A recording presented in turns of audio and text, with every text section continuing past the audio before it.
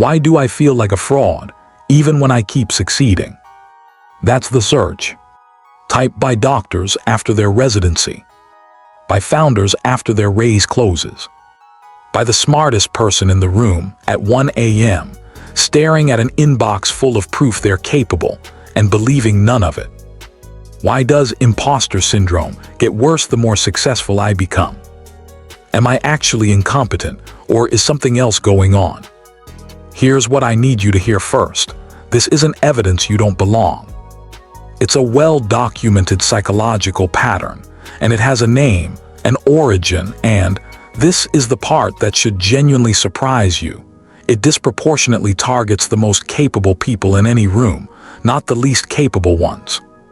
Today, we're opening up exactly why. Let's start with where this term actually came from. In 1978, psychologists Clance and Imes published research describing something they kept observing in high-achieving women. Brilliant, credentialed, objectively successful people who privately believed they'd fooled everyone around them. They called it the imposter phenomenon. The core mechanism, attributing your own success to luck, timing, or charm, while attributing everyone else's success to actual skill. Since then, research has confirmed this isn't a female-only experience, and it isn't rare. Current estimates suggest roughly 70% of people experience it at some point in their lives, across every gender, every industry, every level of seniority. It shows up in surgeons, in professors, in people running companies they built from nothing. And here's the detail almost nobody expects. The more genuine expertise someone has, the more likely they are to feel like a fraud, not less. This sounds backwards, it isn't. True experts understand, with real precision, exactly how much they don't know. Novices don't have that context. They don't know enough to see the edges of their own ignorance. So paradoxically, expertise often increases self-doubt, because expertise is what finally lets you see the full size of the field you're supposedly mastering.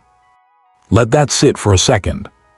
Your doubt might not be a sign you're unqualified. It might be a side effect of actually understanding your subject well enough to see how much more there is. But knowing the statistic doesn't make the feeling go away. So let's get clinical about the mechanism underneath it. Psychologists studying this pattern have identified a set of consistent, distorted mental habits that keep the fraud feeling alive no matter how much external proof accumulates. The first is discounting. A success happens, and it gets immediately reclassified as something other than skill. A promotion becomes, they just needed to fill the role. A compliment becomes, they're just being nice. The achievement is real, but the credit gets rerouted somewhere else before it can land. The second is the moving goalpost. The moment you hit the standard you set for yourself, the standard quietly relocates. You told yourself you'd feel legitimate once you got the degree. You got the degree. Now it's the job. Then the promotion. Then the next one. The finish line was never fixed. It was designed to stay exactly one step ahead of you, permanently. The third, and this is the one that traps high achievers specifically, perfectionism dressed up as high standards. A manager delivers a genuinely strong presentation and walks away fixating on one slide that could have been cleaner, concluding the entire thing was mediocre. Not because the work was actually weak, because the internal bar isn't calibrated to good. It's calibrated to flawless, and flawless isn't a real category that exists in human work. Here's the part that makes this so exhausting to live inside. None of these distortions feel like distortions in the moment. They feel like humility, like accuracy, like you're just being honest with yourself. That's exactly what makes this pattern so hard to catch. It's wearing the mask of a virtue. Now here's where it gets more clinical and more personal. Researchers point to specific conditions that make this pattern more likely to take root, and it's rarely about actual ability. It shows up disproportionately in first-generation professionals, stepping into rooms nobody in their family has stepped into before. In people who are the only one of their identity in a given space, with no built-in template for what belonging is supposed to feel like. In anyone whose early environment linked their worth tightly to performance, so that identity and achievement got fused into one thing, meaning any doubt about the achievement becomes, instantly, a doubt about the self. Important clinical note: imposter syndrome isn't classified as a diagnosable disorder in the current DSM. There's no clinical checklist, no formal diagnosis. But the researchers studying it are clear about one thing: the distress it causes is completely real, whether or not it fits inside an official diagnostic box.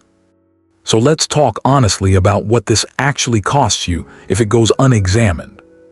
People experiencing chronic imposter feelings are more likely to overprepare compulsively, to decline opportunities they're genuinely qualified for, to burn out from constantly proving a case that never gets to close, and to experience persistent anxiety even during periods of objective, undeniable success. The tragedy isn't that you're secretly unqualified. The tragedy is that the more proof you accumulate, the harder your own mind works to explain the proof away, which means success, instead of building lasting confidence, just resets the doubt back to zero and asks you to prove it all over again. It's a closed loop. And closed loops don't fix themselves through more achievement. They have to be interrupted deliberately from the inside. So here's the clinical reframe, and I want you to actually sit with this one. The feeling of being a fraud is not reliable data about your competence. It's a distorted internal filter, and filters don't report facts, they report through a bias. Your discomfort is not proof of anything except that the filter is currently active. You don't fix this by achieving your way out of it.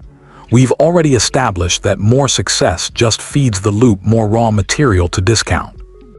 You fix it by naming the mechanism the second it activates. Notice the instinct to explain away a win.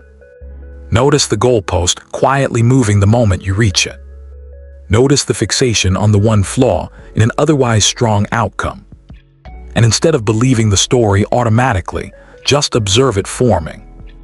Ask yourself a more precise question than, am I good enough? Ask, would I actually apply this same impossible standard to someone else with my exact track record? Almost universally, the answer is no, which tells you the standard was never really about competence. It was about a threshold that was rigged, from the start, to be unreachable. You are not a fraud waiting to be discovered. You are a competent person running an outdated internal audit system, one that was calibrated for a much less experienced version of you, still checking credentials you cleared a long time ago. The version of you that can hold a success without immediately dismantling it. That version isn't arrogant, and it isn't lowering the bar. It's finally seeing the evidence accurately, instead of filtering it through a system built to always find you guilty. If this helped you see the mechanism instead of just feeling it, subscribe to Morphic Depth. We take the psychology apart, piece by piece, so the fraud feeling stops running the show.